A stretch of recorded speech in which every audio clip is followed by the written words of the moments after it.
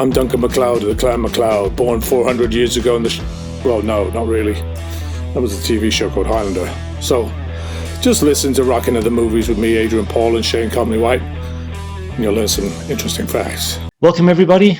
We are at Rocking at the Movies, and we are here with an immortal character, immortal hero of my own, my very personal hero, if you want to call it that. He started in a series called Highlander, the TV series, in 1992, which ran until about 1998, if I'm correct, and also had two other movies that he produced and directed.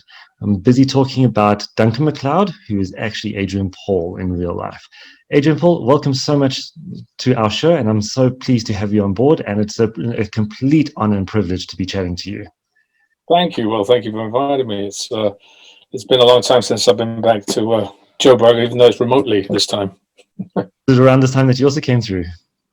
Gosh, I can't remember whether it was... I can't remember what time of year it came through. Oh, really? I know it wasn't raining.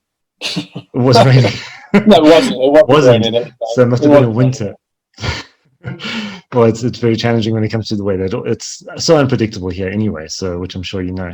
So, Adrian, you have been Duncan Macleod from the Highlander TV series. Now, we are doing a radio show specifically about the Highlander songs and everything that goes with it. How did you actually get to be the Highlander character? What was the way that you actually got into it? The process. Yeah, the process was it was fairly long, not that long, probably about 2 months, maybe 3 months. I was actually the first person they ever saw for it, really? Which was bizarre. Yeah, they cast in Los Angeles and New York and England, and I was the first person that sat down with them at the Beverly Hilton, I think it was, here in Beverly Hills. And I just sat down and I said, "You don't have to look any further. You've got your guy." And they thought I was a real cheeky mother. Yeah. And I just said, listen, I really feel that I'm supposed to be part of this. And literally probably about 3 months prior, I'd actually walked into another casting where I saw the Highlander 2 poster on the wall, and I just went, something about that. I'm going to be part of that. I just know I am. And, so after I'd met them, they then asked me to do a reading for them. And then they asked me to do a screen test for them. And that screen test was with 5 actors out of New York, England, and Los Angeles.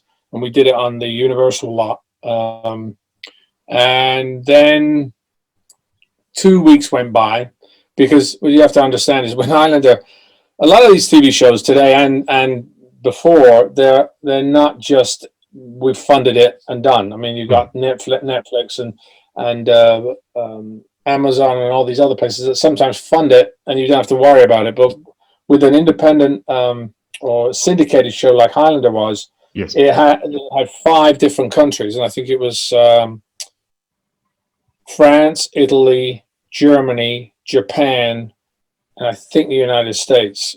And so they had to have approval by everybody. And it came down to 2 people. And my agent was told, it's between 2 people, you and somebody else. And time went by and we didn't hear anything. And he said to me, usually what happens is when you don't hear anything like this, it's gone. Yeah. And so he said, I'm going on vacation. So after he left, and about 2-3 days later, I was training in a gym, and I was kind of bummed out because I really thought I was going to get this thing, like most actors do on most auditions, really. I'm sure. But I walked in and I said, I think I'm going to do something with this, but it's not going to happen. Oh well, and I was training in the gym. I looked over and I said to the trainer, I said, if I'd gotten this role, I could have possibly afforded that Mercedes over there. And I walked back home, and my then wife, my first wife, said to me, "Oh, you got it." I said, "Got what?" She said, "Highlander." And I said, "What?" And she started crying because she knew I was going to have to be going away for a long time. Yeah. And she said, "You're leaving on Monday," and this was like Thursday. I'm like, short what? Notice. Like they wait this amount of time to tell me that I've got the role, and then they give you like no time to prepare. So off I went. Like 2 days later, 3 days later, I was off to Vancouver, and as luck would have it, they then said, "Oh, by the way, Christopher Lambert is possibly coming in to do the role, so we're pushing a week. I was like, yeah. So that Brilliant. gave me time to really sort of know who everybody was, get used to the role, work on the lines, work on the sword stuff, which I started working with Bob Anderson. Mm-hmm. And Bob Anderson was a legend. I mean, he did so many different movies: Lord of the Rings, First Knights, Highlander, Star Wars. What's it called? Game of Thrones. I mean, he did so many things. He was such a legend, and I was so honored to actually work with him. And so I worked with him for a few days until Christoph came in, and then we just hit it off and had a great time. And the first episode was two kids playing pretty much. I can imagine, yeah.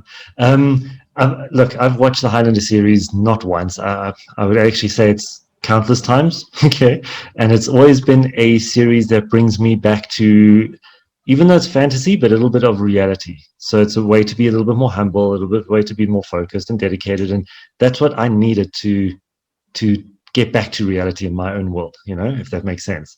It might not, but seeing you in the first one with Christopher Lambert actually made the transition from the movies to the Highlander series a lot more easy to understand. Two completely different characters, but I love the phrase where they say same clan, different vintage, something like that. It's interesting because it wasn't supposed to be like that, and I was supposed to be Connor MacLeod, and I really didn't like that. Yeah, I mean, I was because I'd done 2 series before. I did War of the Worlds, and where I'd come in to do another character, and I took over another character.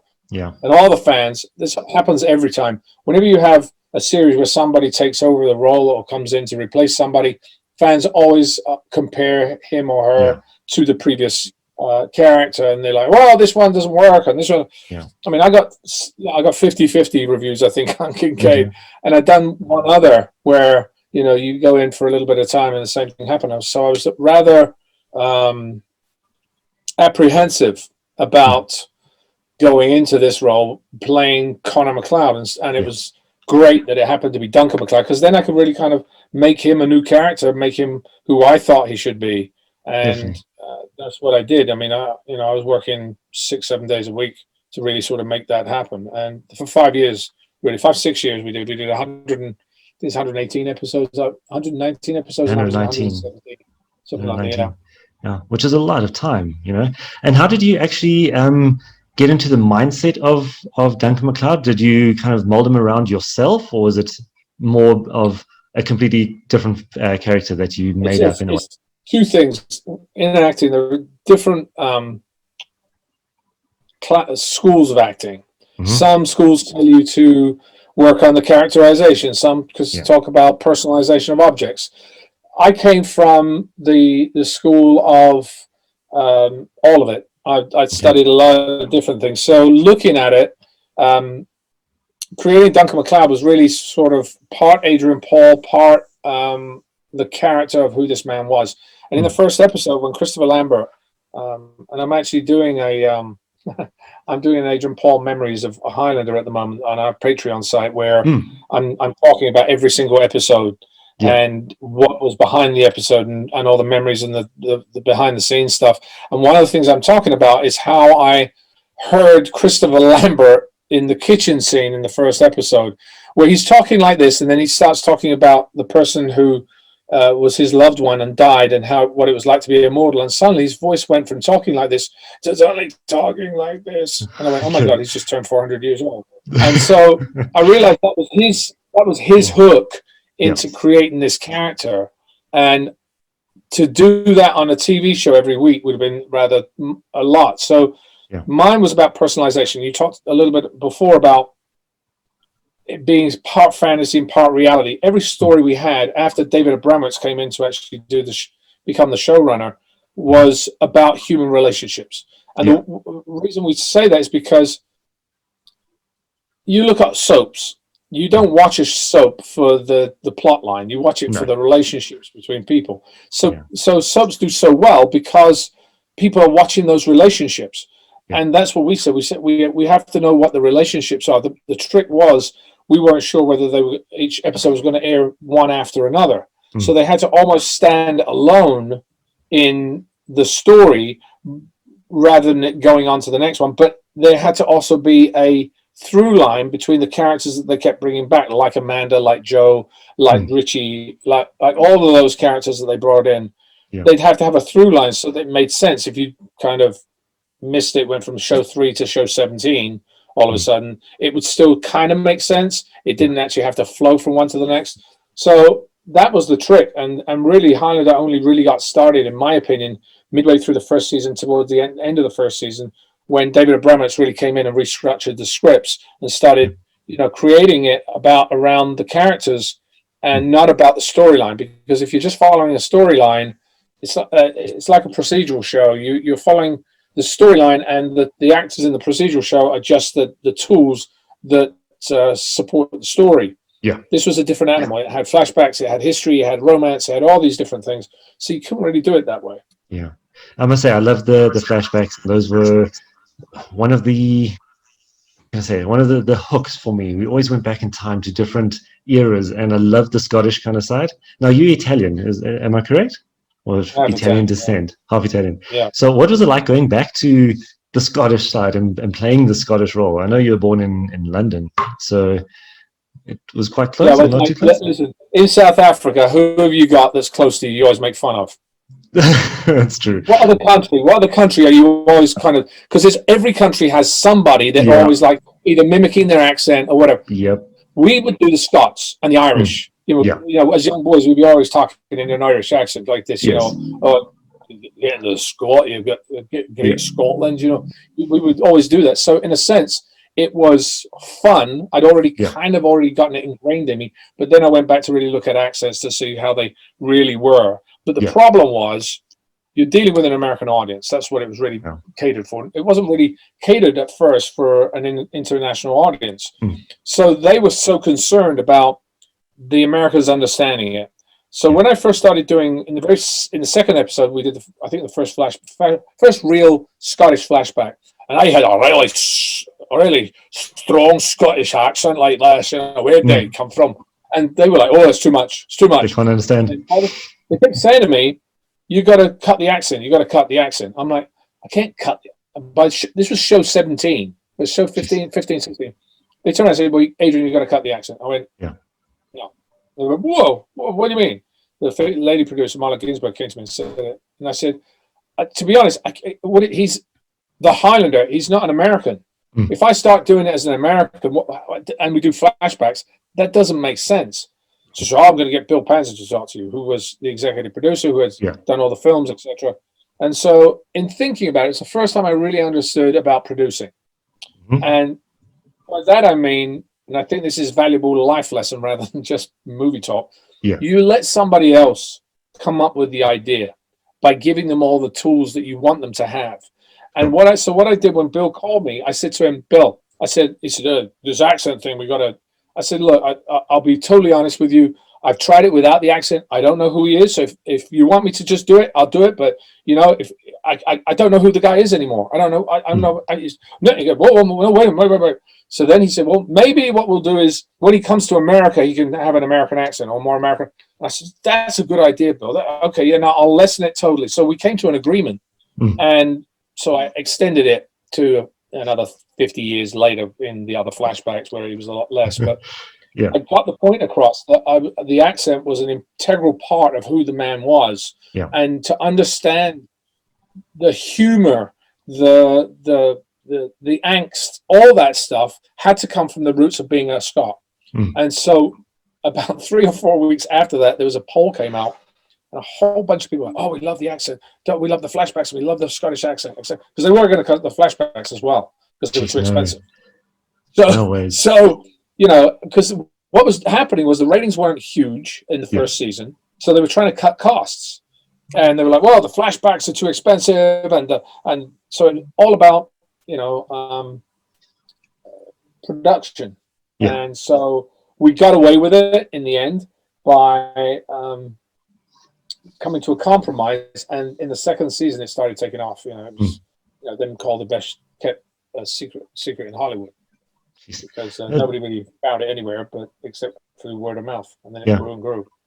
That's amazing, though. Jeez. And then if you had to look back on all of the episodes, there's about 119 episodes. Which was your most memorable one that stood out to you more, if any, Oh if you my can choose a God. one? I mean, I had so many amazing memories on that show. Yeah.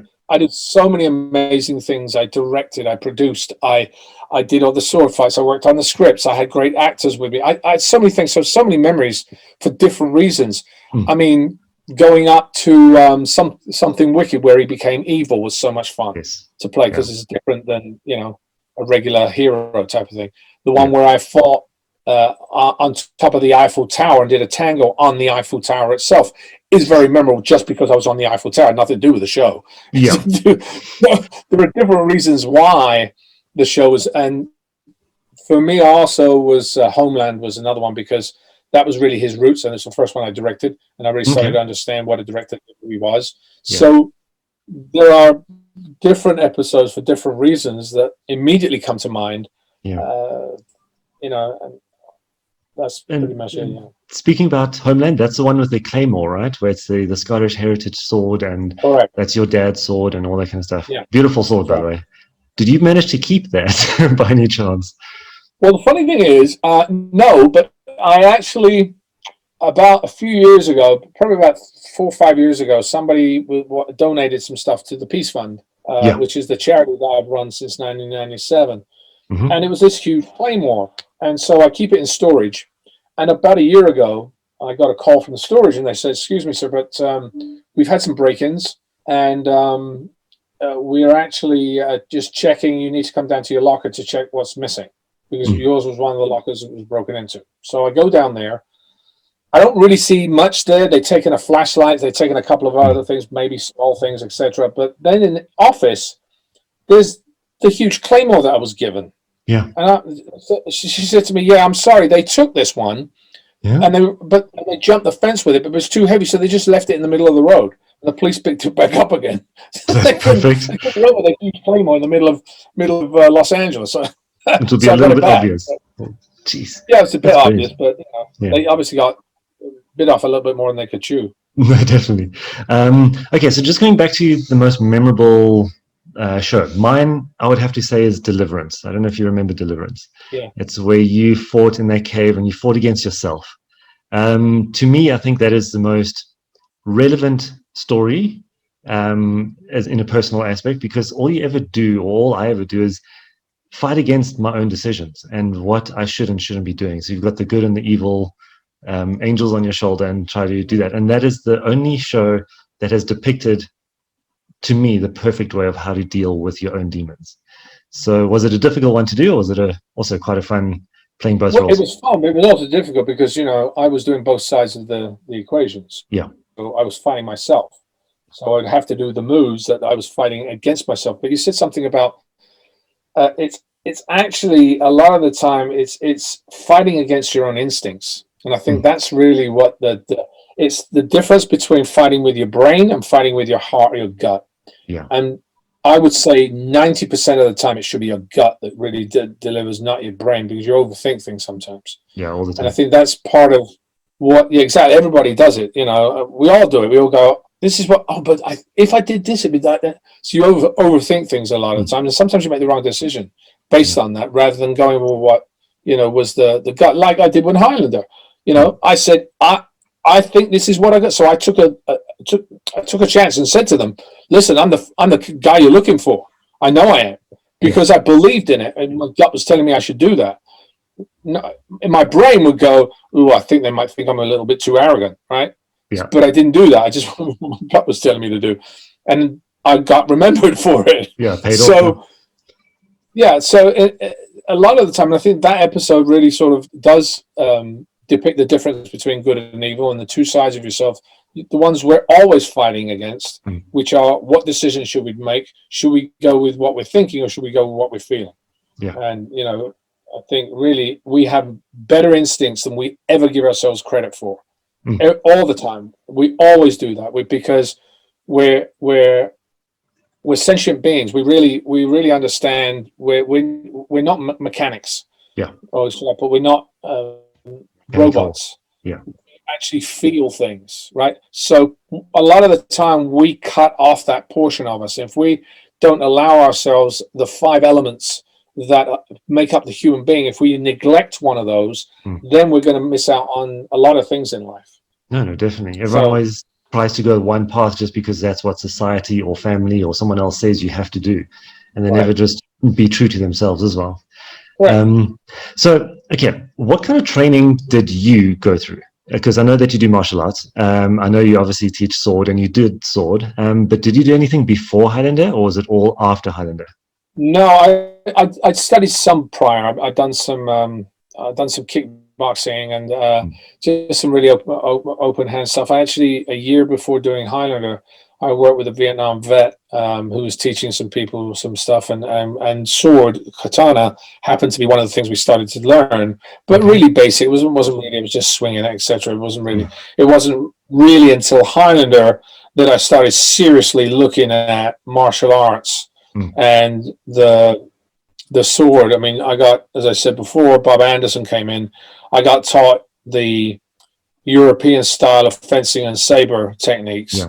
the 1, 2, 3, 4, 5, 6, 7, all the different positions in those. And then after the first season ended, I went off and found myself a teacher in Hung Gar Kung Fu, who I studied with religiously on full classes and private classes over and over and over and over and over Yeah. again.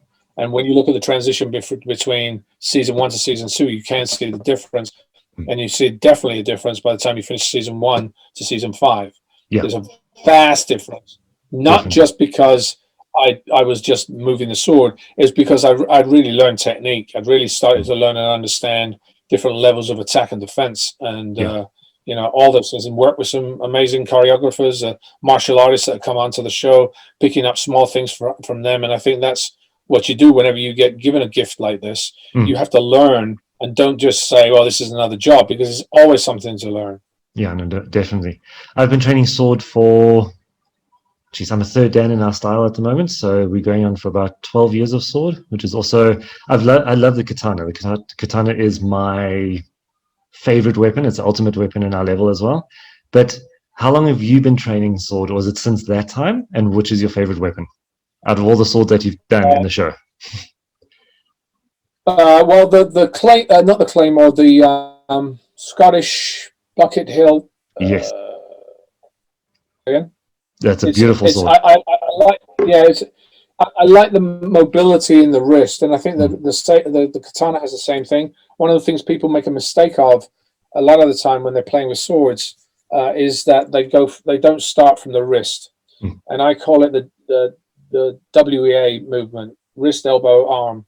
So the wrist starts, the elbow then comes in, and then the arm takes over. A lot of the time, people move the whole thing at once, and Yeah, therefore you're not moving the tip of the sword, which is called the foible, which is called the weak part of the sword. yeah, They move the forte, which is the strong part, the base part of the sword. And by doing that, you end up in a clubbing action rather than a cutting action, slicing. which is what a sword like a katana would actually be good for. So, I mean, I've been studying now for 35 years, something like that, probably more, actually, since, was it 90, 91? I don't know why I'm along that, whatever that is. And I've done Quite some time. Shaolin Kung Fu and Hung Gar Kung Fu and Sam Yin Kin and a lot of Chinese styles. And I've also looked at some of the Japanese and harder styles as well through the people I've worked with. I worked a little bit also on the Filipino stick fighting. One of my instructors that works with me, Mark Makita, I think the school possibly is closed now because of the coronavirus. A lot of schools have. Yeah, They haven't been able to survive. And, I think the only way you're going to survive this whole thing is coming together as a group and being able to offer things that you can make money on and then build your school back up again. yeah. So there is something we have in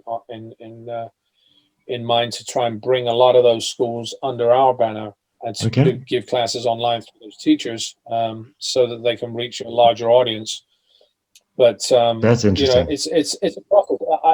There's never a time you don't learn. I've learned more teaching people than I did when I studied, Yeah, because you see the things other people do, and a lot of people go, "Well, I'm not doing anything now." No, and my son plays soccer. He's 8 years old. He wants to play. He doesn't want to sit down and watch. yeah, He'll watch a game on TV and he starts learning there. But a lot of the time, you learn from seeing people do things and the mistakes they make or the good things that they do. Or Definitely. you yourself get, you're in the middle of something, somebody cracks you over the top of the head, and you're like, oh yeah, I just Should have. realized they don't move like I do. They move differently. I've got to adjust for that. So you've got to adjust for different eventualities. So No, you definitely. learn a lot. By being an instructor, I've always said to all the new instructors that we bring up is the best way to learn is by teaching someone else, because you go back to your basics, and going back to basics always refines and breaks up what you've actually forgotten because you're so used to doing it. So you look back at it and re-drill it, and it definitely makes sense. Always learning by teaching. So, The thing about the sword experience is, and the reason why I call it an experience and not a specific style, because people are like, what style do you teach? I say, I don't teach a style. I teach you angulations and targets. yeah, Because if you are interested in this, you go and find your own style. And everybody has a teacher that they will be much more accustomed, or they understand better and get more from. It could be in HEMA, it could be in Aido, it could be in Katana, in Aikido. It doesn't matter. yeah, But all of it is the same, whether you're using a broadsword, a katana, a saber. Your angulations and your targets have to be clean. So yeah, whether you're doing it for choreography or whether you're doing it for competition, you still need to have that angle. You still need to know what your target is. So my system, if you like, is just about targeting. We have a 12-point system of attack and defense. And so we learn, that's what people learn. They learn those numbers. And the numbers are very simple. They're 1 through 12. There's nothing, no exterior name to it that you have to learn. 1 through 12. And when I'm teaching people that have absolutely no experience, I mean, for instance, I just came back from Tampa. I spent 6.5 hours teaching people the basics, the choreography, and the filming of a fight, which is probably going to be about an 8-minute fight now, with, I think it was like 26 to 30 people. To choreograph that and to organize that in that short a period of time needs a lot of organization, and for them to really understand what they're doing very quickly. Yeah. And so giving them numbers where you say, okay, here's attack 1, here's defense 1. You two, you're going to attack, you're going to defend. Everybody learns the same numbers. We learn 1 to 4, for instance, and I say, okay, you're attacking, you're defending. Now do me a 1. Now do me a 4. Now do me a 3. If you know you're attacking and defending at that point, you know exactly where those positions are, which stops you getting what I used to get, a lot of injuries, yes, fingers and heads and stuff. And it targets you a lot better. No, definitely. You don't have to learn all the strange languages, like the obscure, let's say, the Japanese terminology for those words that you will never, ever remember in such a short span of time. So the recognition of angle to numbers is perfect. It definitely makes sense. It's easier because if you want to go and learn that, and that's why I bring different instructors. I mean, I've worked now. I've done over 100 different events. I think it's about close to 100 events now. Maybe. Amazing. And I bring instructors from different disciplines in, and those instructors, I say to people, if you're interested in doing this particular, here's a great instructor, because we vet instructors before we actually bring them in. We say this instructor can teach you more about this particular style. If you're interested in doing another style, go and look it up. Just do your research. You wouldn't buy a house without doing a little research first. Making sure that the plumbing's right, making sure that the lights are working, you've got all the right permits and all that stuff. If you don't, you're going to get in trouble. So do the same thing with martial arts. Definitely. All right. So speaking about the sword experience, we are hoping and we are pushing to bring you to South Africa this time next year, hopefully, if everything goes well with the COVID lockdowns and all that. So we are trying to work on 3 different locations. One in Cape Town, one in Durban or KwaZulu-Natal, and the other one in the Gauteng province, which is Joburg area. So are you willing to, or are you interested? Are you open to doing so? Yeah, that'd be awesome. I mean, the interesting thing about it is, we have different types of events that we hold. Yeah. We have our convention events, which are mainly for convention. We have our elite events, which are for special locations like castles or amazing railroad venues or filmic venues where we put a whole thing together. And then we have our corporate events, and then we have our retreats. Yeah. So each one is different, or our academy. Our academy is a different type of event where I'm doing one this weekend in Maryland, for instance, Mm. where you go through literally a 1 hour fitness drills of different fitness, all with the sword. And then there's another 2 hour where you're just dealing with technique, different ways of cutting, different strengths of cutting, and you're learning the choreography there. Then there's the performance where you actually put together something for a camera. So there's different things that we do. So it depends on what it is you're looking to do as to which particular event that we would bring there. What particular event would be better for the various locations we go to? Yeah, no, definitely. Well, what I've said earlier before we started the recording, we have secured the Cape Town Castle, which is a very historic landmark in South Africa. That's basically where everything started. Okay, and we've secured that castle for this event as the first flagship event, if you want to call it that, here in South Africa. And it's an amazing place to be. So there's a possibility, a very small possibility, that we can even sleep in the castle, but it might be haunted. So I don't know if that's going to happen. Yeah, we're looking at all the different things. So what I'll do is I'll chat to your team and find out what the best possible event would be for what happens when it comes out. If it's a castle, I would imagine the elite event.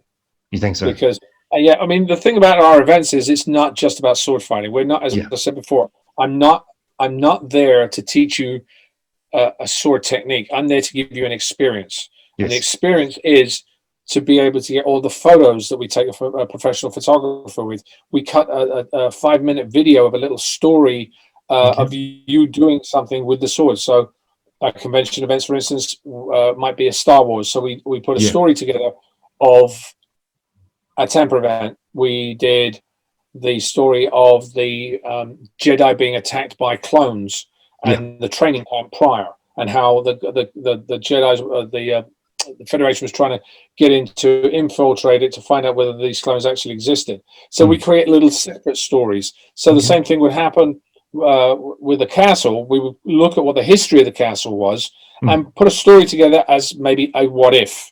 Yes. You know, we did a castle in Ireland last year I think it was, which was King John's castle in Ireland, in Limerick. And the story was that they had been attacked and besieged several times. King John had killed some of the guys there. And we were like, well, what if this happened?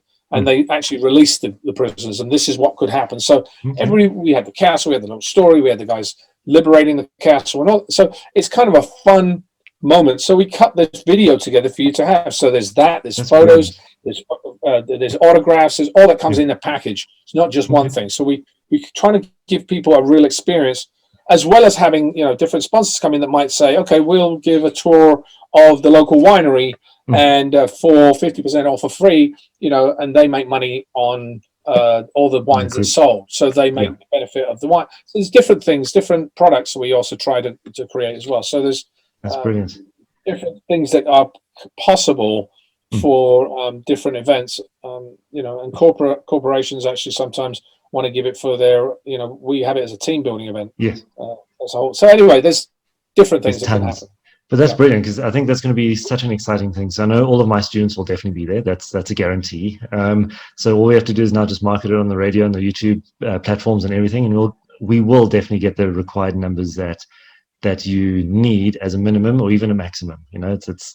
I've already spoken to a couple of people, and they're like very excited for the fact that Duncan Macleod, first of all, is coming out to fight in a castle. So a whole bunch of immortals playing around in a castle. It just fits the theme, But yeah, lastly, just to finish off, is there anything, or two things, is there any kind of inspirational message that you can kind of give our listeners, or even the listeners around the world, or the viewers around the world, from your side as an actor and also as a person, it's something. This is something I'm using a lot at the moment, and I think it's very important. There's two different statements, and they're not totally mine. I've kind of adjusted them slightly.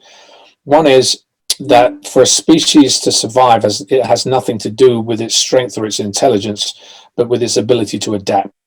And in this particular time we have right now, our adaptation is very important. We have to be able to adapt. The second thing is you only get out of things what you put into them. So therefore, if you want to adapt, you really want to adapt, you've got to do the work to do it so that you can get out something that you really get in the end. So those are the things I really, specifically talk to people about. And then as our academy events, we have other statements as well, because I truly believe that, we're here to have some fun. You've got to have some fun in life, but you've also got to work to have it. Yeah, it takes both sides. With a bit of hard work, you can enjoy what you're doing. Definitely. Yeah. And then last thing, how can people follow you? Can they join your sword experience? Because you mentioned about the Patreon account that you got, or Patreon platform. What do you have that people can actually start following you? Well, we've got loads of places. Our Patreon levels is actually training as well. We have levels where there's training levels. We've got levels, different levels in Patreon that you can follow. You can go from a $3 level to a $38 level, depending on what you get. But you get a whole heap of things such as Film Fight Insights, where I do a breakdown on a famous film fight. It's a whole breakdown. You see the movie, you see the things. Then I do another one, which is different episodes of Highlander we started doing, where I do the audio review of the stories that happen behind the scenes on that particular episode. We give you a magazine once every 2 weeks now, which is a lifestyle magazine. All the things such as training to air pollution to all the things you need, vitamins, what things you should be doing. So there's a lot of different things that the Patreon level gives you. And that's one part of it. The second part that we do is all our social media platforms. Mine is Adrian Paul 1 on either Twitter or Facebook or Instagram. And then we have the Sword Experience ones, which is Sword XP, on all the same platforms. So there's a lot of places, and anybody who wants to contact us can contact at swordxp.com. Our site is going through a revamp right now. We're going to have a brand new site in about another 6 weeks, 4 to 6 weeks, where we're going to have a whole new online training position, things that we can actually deliver online that we can give people, because we can't reach everybody all the time, and that's part of it. I'm also looking at streaming some of our events, so you can actually watch streaming live events. So there's a lot of different things that we're going to be bringing by the time next year comes around. And what we're doing is we're adapting. I didn't have this before. The past 5 months has been a lot of stuff online, adapting it. But what ends up happening is that all of a sudden you now have a whole library of things you can give people later on when they come to live events. So there's a plus in everything. There's got to be. No, definitely. When you're speaking about the adaptation, I started off as a martial arts instructor. This COVID thing hit, and it was quite a mission. You still there? Yep, I'm here. The screen's frozen a bit. So it was a bit of a mission, and the bad thing is so I'm just going to turn to another camera. There we go. That'll work for now. So I had to adapt according to what we should do. So also I created a full-on online training. We've got all the different levels within the belt system and within the weapons that we do. And then all of a sudden, somehow I became a radio DJ, which is completely out of my my norm. And then doing these interviews with people and actors such as yourself, which is a huge blessing, something I never even thought that I'd ever do. So I've interviewed Simon Rhee, he was from the best of the best. I've interviewed Mark Decatur from Forge and Fire, which is also amazing, and that's going to open other doors down the line very soon. So watch the space. But most importantly, we are going to be bringing you here to South Africa if everything goes well, God willing, and that will be the highlight of my training, if you want to call it that, to have a hero that I've grown up with multiple times and rewatched multiple times, and it's just a complete honor and privilege to be able to chat to you. Well, so thank you so much. Thank you. Thank you. I really appreciate it. Thank you. But yeah, so that's going to be it for today. I'm just going to say thank you again for coming online. I will put all the details of all your different accounts and places or platforms that people can follow and watch, and I'll definitely be pushing people through to you, which is awesome. Fabulous. Thank you so much. I look forward to possibly coming next year at some point. Holding thumbs that it does work. All right. Thank you so much, Adrian. It's been a complete pleasure, and we'll chat soon in the future, I hope. Okay. Take care. Thank you. Bye-bye.